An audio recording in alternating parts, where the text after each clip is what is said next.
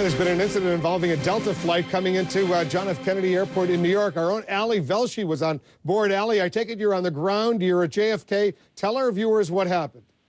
Hey, Wolf, I was on my way to Los Angeles. We were a few moments delayed from a 3 o'clock departure. It was Delta Flight 1063, fully loaded plane, 172 passengers, 7 working crew, lots of other crew on the flight as well.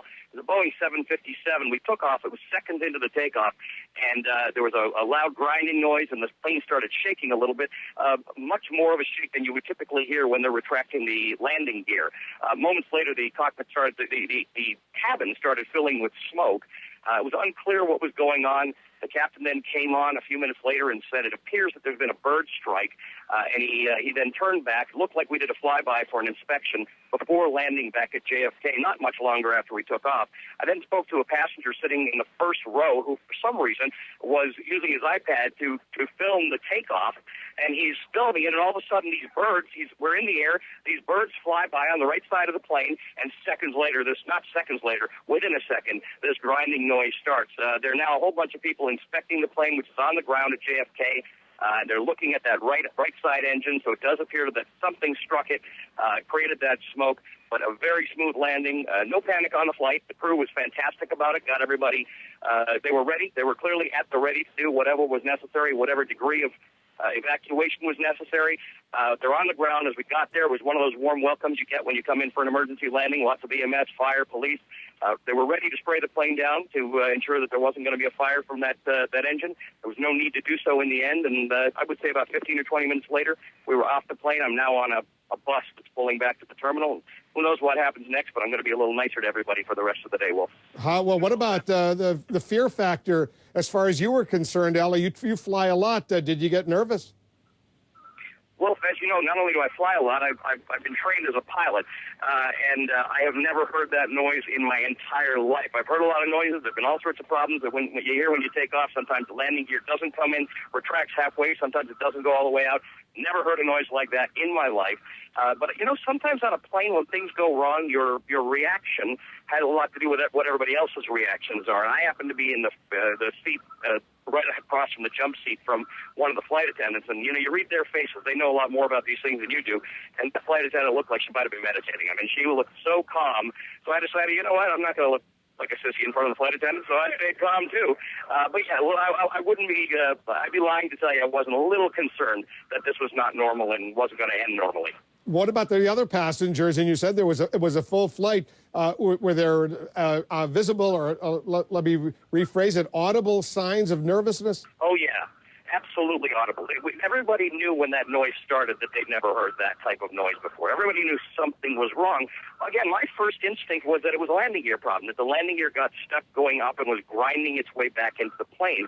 It didn't occur to me that it'd be a bird strike. The guy I talked to, who's got the video, and as soon as we get a chance, we're going to send it in, he knew it was birds because he just saw the birds flying into the engine seconds before. But not knowing what it was, and then that smoke that came into the cabin, that's what gave everybody pause. But like I said, the flight crew went into action and sort of had a sense that they've got extinguishers. And you know, the one thing she said fairly loudly, the one that was sitting in front of me, to the crowds around, saying, smoke's not a problem, fire's a problem.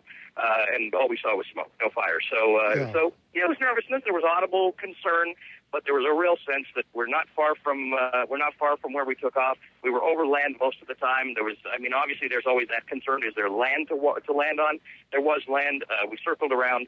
Definitely had a sense that if we landed, no matter how hard that landing was going to be, that there were going to be crews on the ground to take care of things. You know, because the first thing I thought of when they told me during the commercial break, just before we spoke, Ali, I thought about the miracle on the Hudson, Sully Sullenberger, and the birds that were involved in that tragedy, which fortunately turned out to be okay. The plane had that miraculous landing on the Hudson. Did that go through your mind?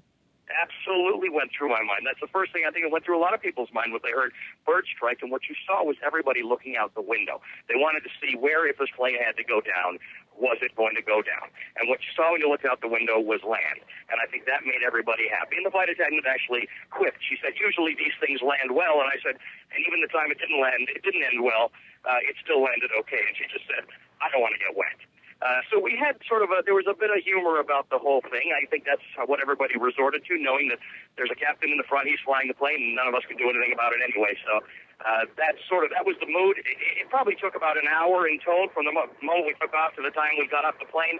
But generally speaking, it's been an hour and a half now.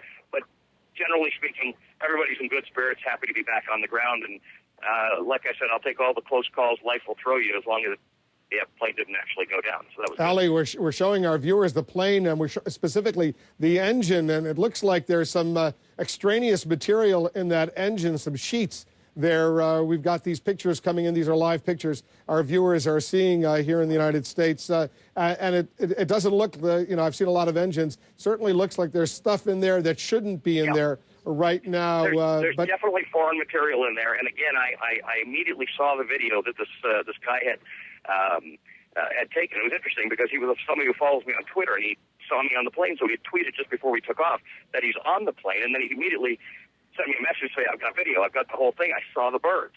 And I looked at it, and you see a flock of birds, not a bird or two, a flock of birds fly right by him. He was on the right side of the plane, and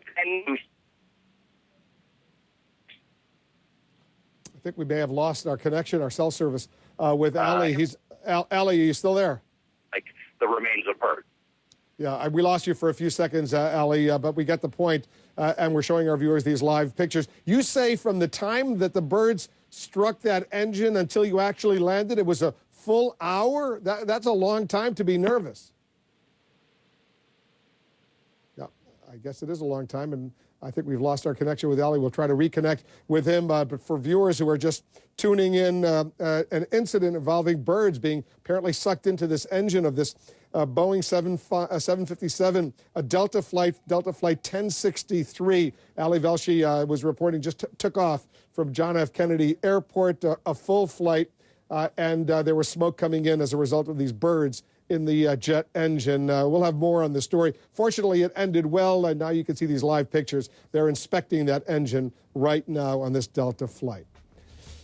You could call it the battle of the silver spoon. President Obama and Mitt Romney, they're taking jabs at each other over Romney's wealth. Stand by. Plus, Romney's wife is trying to soften his image, and we're going to tell you what she's saying in our strategy session. Paul Begala and Mary Matlin, they're standing by live. And the miracle baby, thrown dozens of feet when his stroller is hit by a car with only a bump on his head to show for it.